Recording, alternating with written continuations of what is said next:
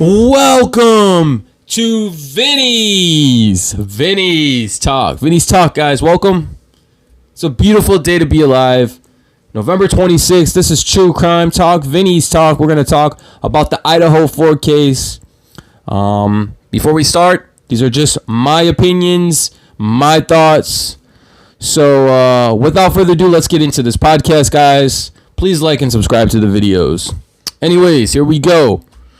Now, I want to talk today a little bit about the case and how everything's going, and how we learned that the crime scene was expanded to the back of the wooded area and stuff of that nature.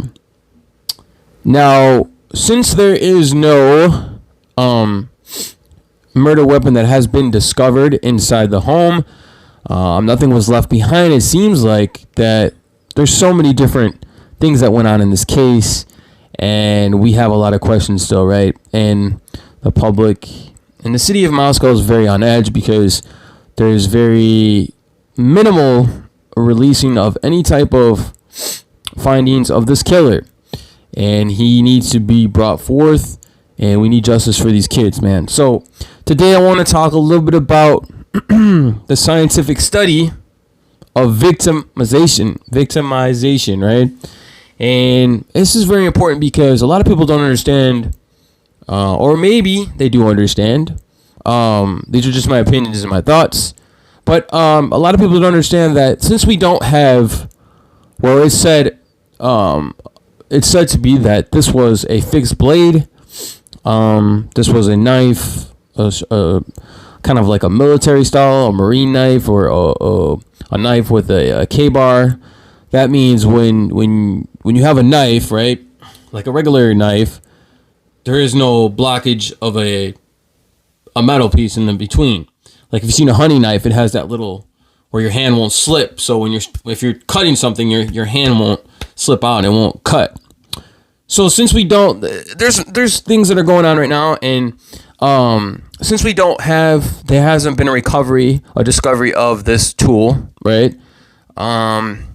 This homicide investigation, and I feel like all homicide investigations, I've done some research, and you can just call me Detective Vinny, you know what I'm saying? A YouTube detective. No, I'm just kidding. But no, in reality, when you look at homicides, and they usually use the victimization. And this is the study, not only a study, but when they say this is a use of victimizations, including the relationships, what were the backgrounds, it's more like victimization, and what does it mean, right? It's more of another term just to be like, or I'm saying like it's to study of the backgrounds of the more in the relationships, in the background also of the victims as well, and look about their history. Find out about, what they did for a living and where they were and stuff like that, and in social media groups and stuff that they belong to. So we want to look into the victimization of things. And I believe that's very important when you're looking at not just a homicide case, but any case that involves being a victim. Obviously, it's more important in homicide cases in the criminal justice world. But not just that. And, there's so many things that we don't know about this case. And I want to talk about that. And I wanted to talk about the victimization. And, so I've done some research. And a lot of people are like, damn, Vinny, you done your research, criminology, mind, and things of that nature. But, another thing that gets my mind, that really ties me up and it makes me think, guys, it's the two roommates that were at the house that supposedly contacted the authorities and law enforcement. And they had said that this is something they said that was, they believe that the reason why they called 911 is because they found someone unconscious. Now Now, if I'm not mistaken, if I was in the house and I found someone on the floor, supposedly there was a lot of blood, right? There was blood seeping through the walls. This was a horrific blood scene. So, there was a horrific scene, and the thing that kind of caught me off guard a little bit, and I know a lot of people out there that are saying that how can they not find a suspect? How can they clear them so quickly? Now, when you're covering an investigation in a criminal case, any type of investigation, those who are being ruled out doesn't mean that they can't be ruled back in, if I'm not mistaken. So I know that a lot of people has been cleared, and I believe that being cleared and getting to the bottom of getting people cleared in the beginning is very important into an investigation, right? So, and especially a crime of this magnitude. Now, when we learn about the victims and how they were found, it's very sad. And we, thinking about going over and thinking about of how this person came in and did their crime. And a lot of people will speculate to say that, or they would say that this person, they might know them. There's just no way that they don't know them, that he's connected in some type of way where he's a friend of theirs and he's like connected in that light. Well, when you look at it again, or when the way I'm looking at it, like I said, these are just what I think about it. And when I looked at it, I'm just like, there's too many things that don't make sense. Where I could see where they're saying that this is a target attack. So if this is a targeted attack, then I could see the sense of it being a target attack where,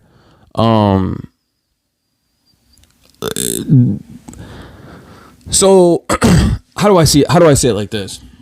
So when they say this is a target attack, I could see it as being a target attack where this killer knew what he was doing. He was either he was following these girls around. He kind of pre-planned what he was going to do, and then he acted on it.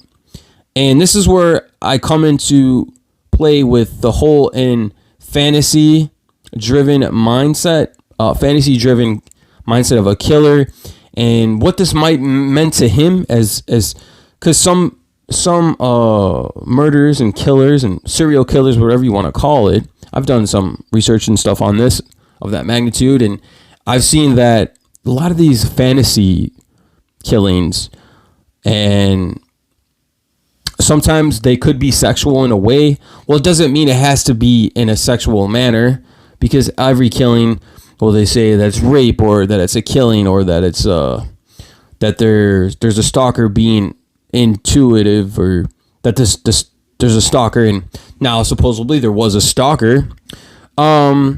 They're investigating that, but it hasn't really been confirmed. But what I see as being a stalker as this killer might have been stalking these girls. He might have been watching them from afar. Who knows, man? It almost kind of seems like this person was alienated himself away. Wasn't really a part of society. Maybe he was kind of like maybe a bum, and he was living in the back somewhere in that wooded area. I just get this vibe that, when these people, these kind of killers and a serial killer mindset, you would think that they don't really have nothing to lose, or they're hiding. You can't really see them. They're watching though from afar. So they're watching these kids, and little do they know, or maybe they have a fixation of the fact that maybe, he has a fixation of the fact that she's so beautiful. And there's so many different angles of going with this. But again, victimology, how do you pronounce that? is it's very crazy, man, to think about this, right? But I think it's very important, since they don't have any evidence. Well, we know that there was evidence of stabbings, but I'm saying actually finding the tool, right? Finding the knife. Supposedly it was a hunter's looking knife. It was a knife of magnitude of you know, something where the killer might have not got any blood on himself, but I just don't see that happening. And then we also could talk about the separations of DNA being passed from one victim to another, as he would make his way wherever he was. And I'm not really sure what person had gotten killed first, but I can know that I will tell you this, that I feel like, you know, as you're stabbing someone, you would think that a part of a DNA from his clothing or his hands or whatnot is going to be passed on to the next victim that's receiving this tool inside of them, right? So, you know, all this comes to the mind, you know, and it makes you think. I'm just really curious to think, or really curious to see how this person was. Did he know him? Did they, I'm saying, did he know them? Could just been an outsider who we didn't know about, right?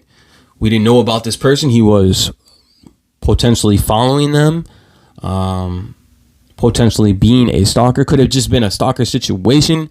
I am convinced, and these are just my thoughts, my opinions, guys. I am convinced that this person was, like I said, man, he was an outsider. Maybe he was chilling on the side of the house. Maybe, who knows, maybe he was even in the house and he was just waiting for the right moment. Because Kaylee, she was on her phone at about 2:52 in the morning. Her last phone call was set to be at that hour, and I just find it crazy how 2:52 in the morning, and then everybody's presumed to be dead around 3 o'clock in the morning. So was this killer on the loose? Was he in the house, hiding in the house? I know they talked about screens being missing from the home, but all I know is, Idaho, lock your doors. There's a killer on the loose. He needs to be brought to justice. This is no way, man. I know the police force are working hard at catching this dude. But I believe that victimization is very important, man. Just reading the criminology report in the field of study, I'm learning a lot more things about true crime as I follow these cases. But, and then, you get into the forensics of things and about blood splatter and blood splatter on, different objects. Can it be contaminated with other blood?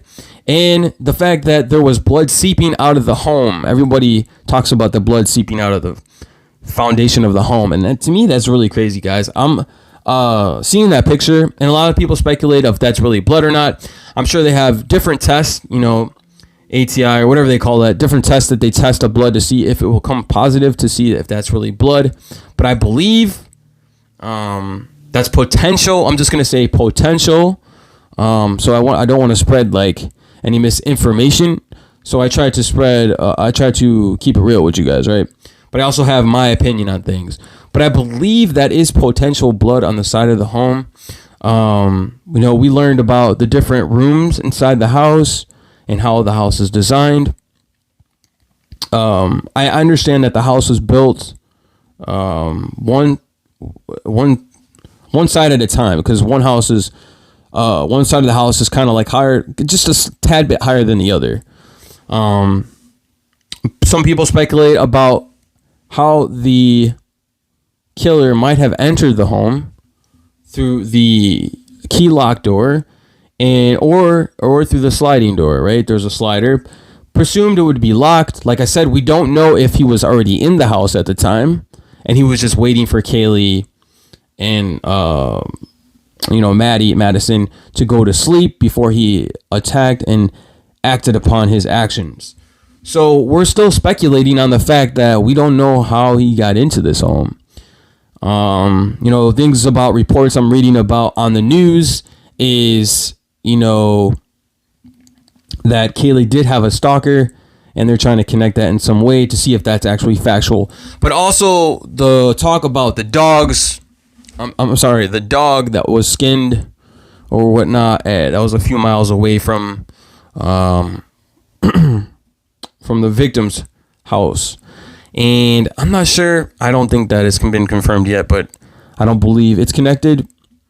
It hasn't been ruled out, but they don't believe that is connected, right? But I believe that if they did find that to be connected, Idaho has a big, huge, really bad problem.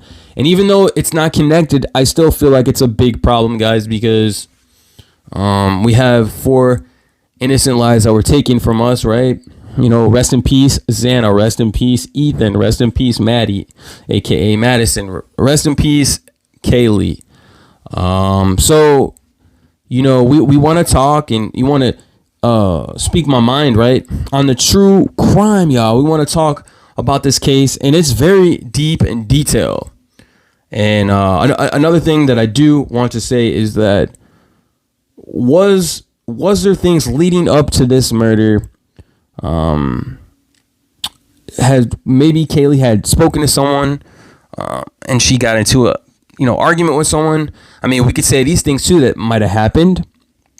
The new car that Kaylee had bought, she signed her name. She gave her information out. Could that had something to do with it? I don't know. That's definitely you could definitely say that maybe something had something to do with that. But I just don't see maybe just by having her information and buying a car had something to do with her information being leaked. And I mean, it's definitely possible, right? It's possible that because her address was on there, people, when you go to a car dealership, you're buying a car, or even if you're buying from a third party, you have to give up your information. Now, we don't know all the ins and outs of that, but I'm just saying it could be a possible thing. Like I said, man, there's different ways of looking at this case. So many different ways. But in my own honest opinion, y'all, for me, at first, I definitely feel that someone knew something, right? And even though there's people being cleared and this and that, doesn't mean that they could still be entered back in and as ruled and viewed as suspects. So, let's keep an open mind for that. Through the criminal mind, right? So another thing that is very possible is that this person had it out. He was watching from afar, from the window. Maybe he was walking around, and there's a lot of sets out there to said to be that maybe this person been to this house before. Maybe he was at a party. I'm not sure. I'm not sure if this person is very young or old.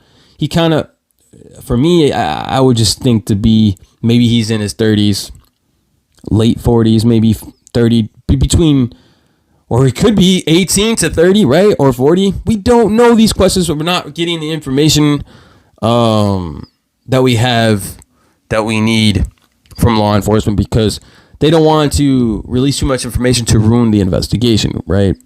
So I'm bringing you Vinnies Talk, right, guys? And I'm talking to you how I feel about it. And some people might not like my opinions or what I think, but they're just is how I feel. I just can't only imagine walking into a house like this and then seeing the kids on the floor like that. It's very sad. But I feel like the roommates, man, how did they just, not see the blood? Or maybe they did see the blood. We don't know. We don't really know what they seen because law enforcement didn't really give us enough information. So we're still trying to learn more about this one. And as we learn more, we will find out more. But every day is a day to investigate. And for me, just look up things and recap of what I know and what I'm seeing and put my thought on it, right? And I know that law enforcement is doing all types of different, testing on the blood and all this type of forensic work, because this goes into detail. Like I said, man, this knife supposedly, the knife that this killer was using was being used. And if this was the same knife using over and over again, who knows if this killer was using the same knife? Was he using a different knife each time he murdered the victim? But like I said, it's very important because each pass of the knife going through someone's body would be different. You would be swapping blood on blood, right?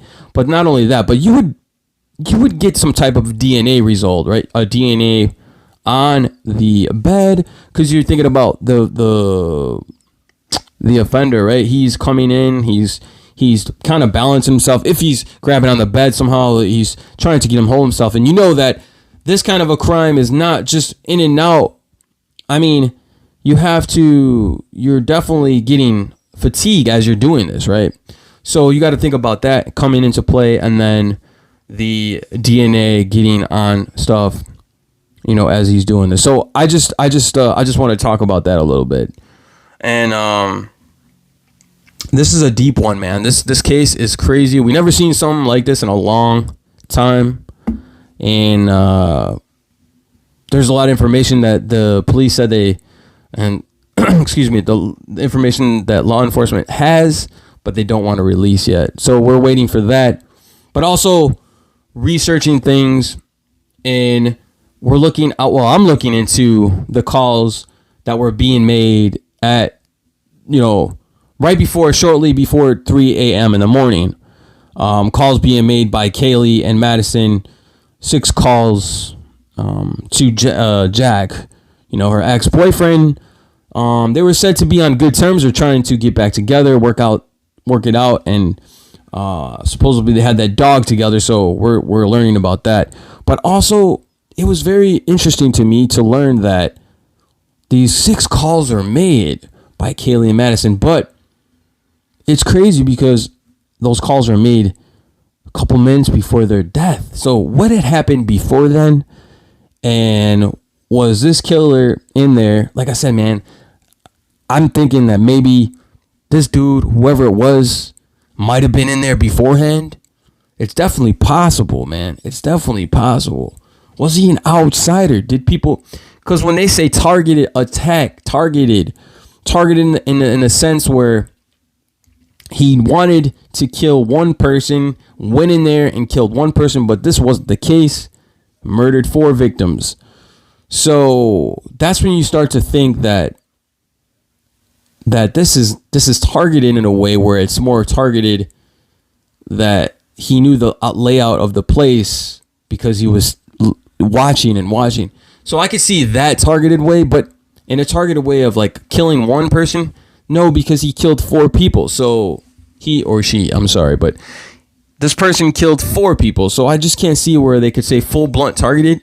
Now, I'm not going to sit here and say that it's a serial killer full on, but the vibes I'm getting from this is serial killer vibes, y'all. There's just no way that you go up in a house, with all these different people, and then you have 2 victims, potential victims, because they didn't get killed. They were alive. But they stated that, they were untouched. They were locked in their rooms on the first floor. And when the next morning, 11 o'clock in the morning, they found one of the roommates passed out. Supposedly they said that the roommate was passed out, and this one of the victims that they found dead on the floor. So, but were they calling because they seen police? Now, these are a lot of questions we still have. So this is where things get a little fishy, guys. And I'm not saying that they knew anything or they had something to do with it, but it's potential. Like I said, even though things were ruled out in that nature, they could always be brought back in, right? But they were cleared. The other 2 roommates were cleared. So anyways, I just that just strikes my mind, y'all. It's like so much to take in. The whole design of the house, the sliding door, of the layout, and then that the sketchy part of it is that wooded area in the back, because that wooded area is very, someone could just be back there chilling in a tent, chilling in the woods right there, just waiting for his opportunity. This person could just be fantasizing the whole time, and his mindset, but like I said about the fantasizing, and just because you have a fantasizer of a killer doesn't mean you go in there and do any type of a sexual act. Some people that are, serial killers, they get off from killing people, and it's really sick, man. It's really sick.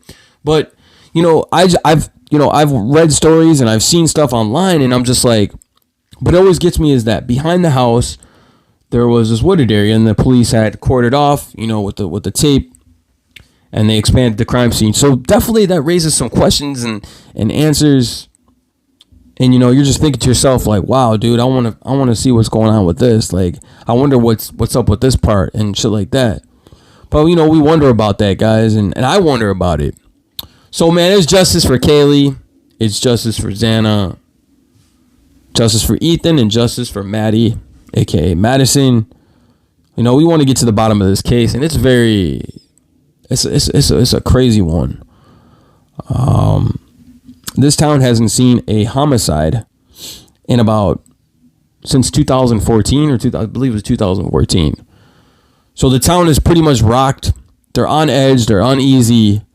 A lot of the people that are in the town don't want to go back to school. And you can only imagine. I mean, finding your friends brutally murdered like that is just, it's crazy, guys. It's crazy. I can only imagine. But when you got all of us YouTubers out here sleuthing through and trying to bring you guys factual evidence, but some people that are on YouTube like to bring you the theories and your thoughts, and I don't hate, because I have my theories and my thoughts, right? So these are my theories and these are just my thoughts, right?